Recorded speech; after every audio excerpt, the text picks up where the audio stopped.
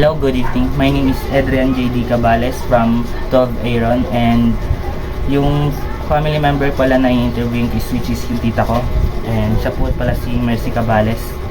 Mag-uumpisa na po kami sa pagtatanong. What kind of business are you involved? Online selling, Lazada platform, and Shopee. Anong mga paninda naman yung mga tinitinda nyo sa Lazada, Shopee? Sandals, mga damit, magiging RTW. Kumusta naman yung business na yun? Kumusta yung pagpapatakbo nyo, kitaan, ganyan? Okay lang na yung kitaan. Kung tutuusin, mas maganda yung kitaan kasi mas malaki yung kita mo doon kaysa puhunan. Pangalawang tanong, bakit importante yung skills sa pagpapatakbo ng business?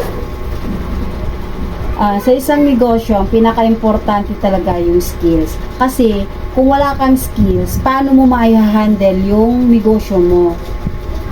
As kung hindi mo naman alam kung paano siya ipatakbo, edi sayang lang yung puhunan niya.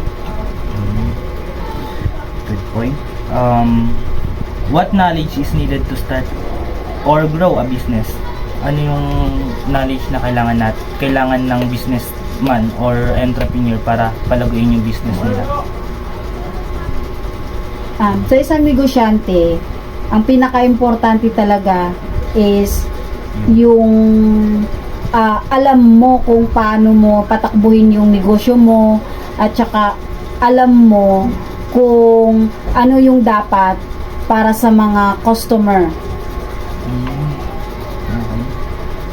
Number 4, what does attitude affect business success? Bakit nakaka-apekto yung attitude ng isang entrepreneur sa pagpapatakbo ng business or para sumakses sila sa business nila? Sa isang negosyante o isang entrepreneur, kailangan mo talagang maging mabait. Kasi kung hindi ka naman maging mabait or hindi ka marunong makumbaba, hindi naman sa magiging successful ka or whatever.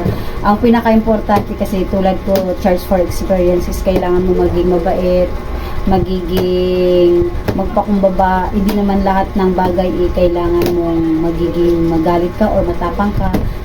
Nasa tamang usapan lang yan kung tutuusin. Ano ang pinaka-importante? Skills, knowledge, or attitude? At bakit? Lahat importante. Kasi kung wala kang skills, paano mo i-handle yung business mo? Kung wala ka naman, kung pangit naman yung attitude mo, paano ka magiging successful? Tulad ng mga tauhan mo, sila yung tagagawa ng mga hindi mo kayang gawin. Kailangan alamin mo or maging mabait ka sa mga tauhan mo, kasi yun yung parang sila yung way mo para maging successful. Kasi ikaw, knowledge lang meron. Sila yung tumutulong. Oo, tumutulong. May knowledge ka nga, kung wala ka namang attitude, wala pa rin. Kailangan both. Ano naman yung pwede mong sabihin sa amin bilang magsisimula pa lang ng business? Ano yung ipapayo mo or advice sa aming mga kabataan? Kasi I'm a ABM student, kaya pangarap namin magkaroon ng sariling business. Ano yung pwede mong sabihin sa amin or may papayo sa amin para mapagtagumpayan namin yung business na gusto namin itayo? Sa isang negosyante, kailangan mo talaga is yung sipag, tiyaga. Kasi pag wala ka nun, wala kang patutunguhan. Kailangan mo talaga ng sipag at tiyaga. Sa isang negosyante kasi, hindi naman easy money. Kailangan mo pagtrabahuin, kailangan mo talagang marunong kang mag-savings, kasi hindi pwedeng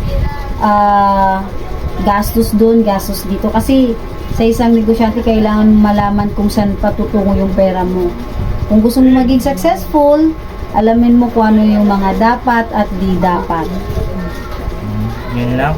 Maraming salamat kasi yun lang po, miss. Hanggang dito na lang po yung video namin, yung interview. Thank you, tita, sa sa pagko-cooperate sa mini task ko.